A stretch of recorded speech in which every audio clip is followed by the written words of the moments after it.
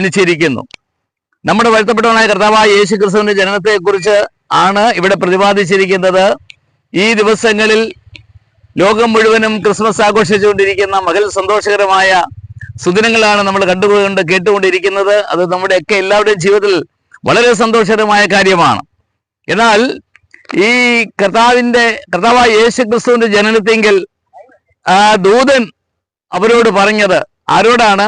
ആട്ടിടയന്മാരോട് പറഞ്ഞതായ കാര്യമാണ് ഇവിടെ നമ്മൾ വായിച്ച് കേൾക്കുവാനിടയായി തീർന്നു. ഭയപ്പെടേണ്ട, സർവ്വജനത്തിനും ഉണ്ടാകുവാനുള്ള സന്തോഷം, ഈ മഹാസന്തോഷം ഞാൻ നിങ്ങളോട് സുവിശേഷിക്കുന്നു.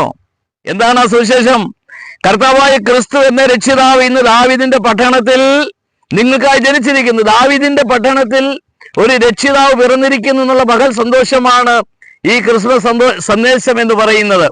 പക്ഷേ അതൊരു മഹാസന്തോഷമായി മാറുന്നത് എപ്പോഴാണ്? നമ്മളിന്ന് കാണുന്നതെല്ലാം സന്തോഷമാണ്, പക്ഷേ അതൊരു മഹാസന്തോഷമായി മാറുക എന്ന് പറയുന്നത് ഈ കർത്താവായ യേശു ക്രിസ്തു നമ്മുടെ മനുഷ്യന്റെ ഹൃദയത്തിൽ സർവ്വജനത്തിനും വേണ്ടിയിട്ടാണ് യേശു ക്രിസ്തു ഇന്നേക്ക് 2000 വർഷങ്ങൾക്ക് മുമ്പ് ബേത്ലഹേമിൽ ജനിക്ക് വീഴുവാനായിട്ട് ഇടയായി തീർന്നു. നമുക്കറിയാം, സംഭവങ്ങള്, ചരിത്രങ്ങൾ അറിയാം. പക്ഷേ അതെന്തിനു വേണ്ടിയാണ്? മനുഷ്യന് മഹാസന്തോഷം ഉണ്ടാകണം.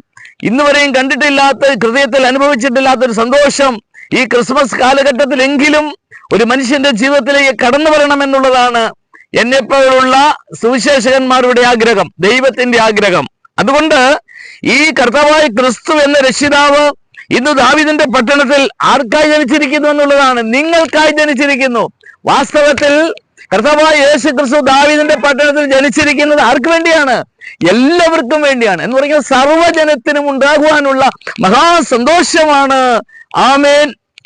ഇന്നേക്ക് 2000 വർഷങ്ങൾക്ക് മുമ്പ് പലസ്തീന്റെ മണ്ണിൽ നമുക്ക് കാണുവാനായിട്ട് കഴിഞ്ഞത് യേശു ക്രിസ്തു ബേത്ലഹേം എന്ന പട്ടണത്തിൽ, ദാവീദിൻ പട്ടണത്തിൽ ജനിച്ചു. ഒരു ചോദ്യം, യേശു ക്രിസ്തുവിനെ ജീവിതത്തിലെ രക്ഷകനും കർത്താവുമായി സ്വീകരിക്കുവാനായിട്ട് കഴിഞ്ഞിട്ടുണ്ടോ?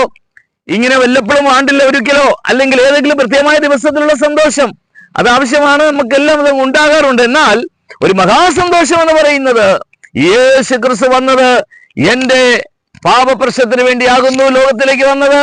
ഈ യേശുവിനെ സ്വീകരിക്കുന്നവർക്കാണ് ആ മഹാസന്തോഷം ജീവിതത്തിൽ ഉണ്ടാകുന്നത്. ആ സന്തോഷം എന്ന് പറയുന്നത് പാപബന്ധനത്തിൽ നിന്ന് വിടുതൽ ലഭിച്ചു എന്നുള്ള മഹാസന്തോഷമാണ്.